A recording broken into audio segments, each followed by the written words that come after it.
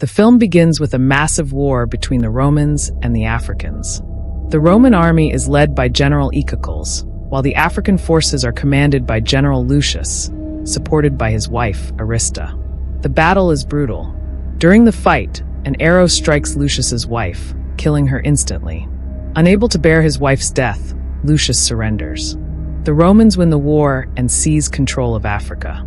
On their return, they take many prisoners, including General Lucius.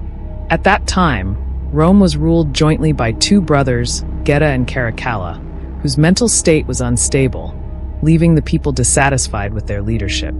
The following day, the captured slaves are brought to an arena to be sold based on their fighting abilities. A bloody game is arranged, where the African prisoners must fight ferocious flesh-eating monkeys. Among the prisoners is Lucius. As soon as he enters the battlefield, the savage monkeys launch deadly attacks on the prisoners, who are unarmed.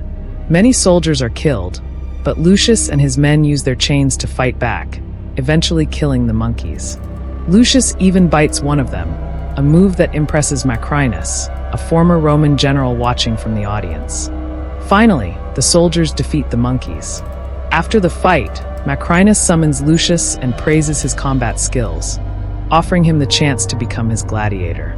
However, Lucius refuses the offer, as his only goal is to avenge his wife's death. On the other side, General Icacles returns home to his wife, Lucilla, the rightful heir to the Roman throne. After her father's death, Lucilla was married to a general, and following his death, her children seized the throne. Together with Icacles, Lucilla plans to rebel against Geta and Caracalla to reclaim the throne. They even manage to gather support from several senators. Maximus takes Lucius to the palace, intending to showcase his skills to the Roman elite. A gladiator twice Lucius's size is brought to fight him. Lucius tries to dissuade the gladiator, saying they shouldn't fight for others' entertainment, but the gladiator refuses. They fight fiercely, and Lucius ultimately kills him using his own sword. When Geta asks for Lucius's name, Lucius stays silent, angering Geta, who then recites an ancient Roman poem. The crowd is stunned, while Maximus becomes suspicious and wants to learn about Lucius's past. However, Lucius claims he remembers nothing about his own history. Impressed by Lucius's fighting style, Geta arranges a grand arena fight against a dangerous rhinoceros controlled by a soldier.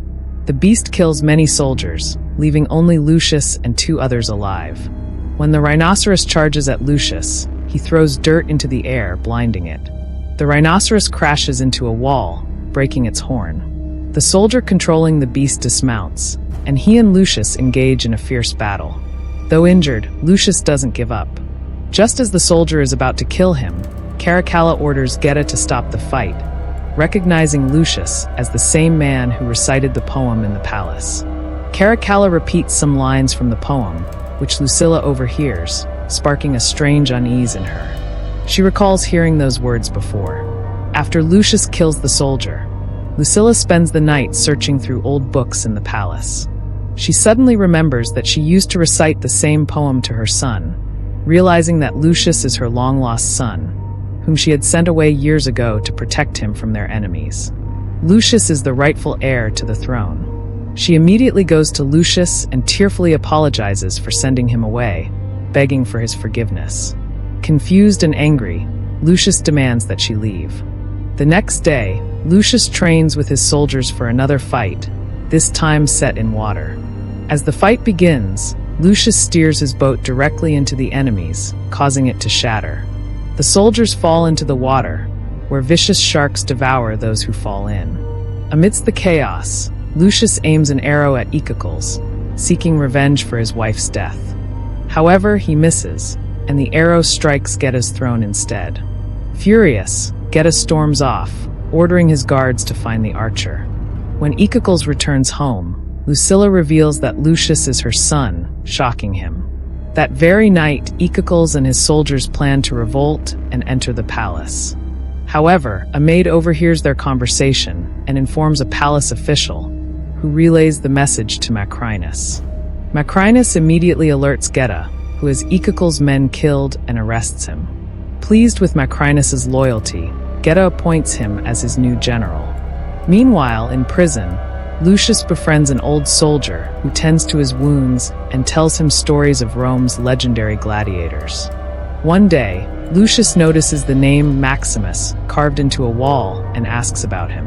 The soldier explains that Maximus was the bravest gladiator of all time and Lucius's father. The soldier takes Lucius to an underground chamber where his father's crest and sword are hidden. There, Lucius has flashbacks of his father and remembers everything his mother told him, realizing he is indeed the rightful prince of Rome. The next day, another gladiator battle is arranged, and Icocles is forced to fight numerous soldiers alone. Despite his strength, none of them can stand against him for long. At Macrinus's command, Lucius is sent to fight Icocles. Although Icocles does not wish to fight Lucius, Lucius attacks relentlessly, driven by the desire to avenge his wife's death. After injuring Lucius, Icocles throws down his sword and surrenders. Seeing this, Lucius refrains from attacking further. Geta orders Lucius to kill Icocles, but he refuses. Enraged, Geta commands a barrage of arrows, killing Icocles on the spot. Furious, Lucius addresses the Roman people, questioning whether this is how they honor a general who won countless wars and safeguarded their empire. His words ignite the crowd's anger, and they begin cursing their king. Geta and Caracalla retreat to the palace, but the mob remains outside, setting fires and attempting to storm the palace. Geta, furious at Caracalla for arranging the fight, scolds him, causing Caracalla to break down in tears. Macrinus manipulates Caracalla, suggesting that Geta will blame him in the Senate to save himself, and advising Caracalla to kill his brother and seize the throne. Gullible, Caracalla follows Macrinus's advice, but when he hesitates to kill Geta, Macrinus helps him complete the act.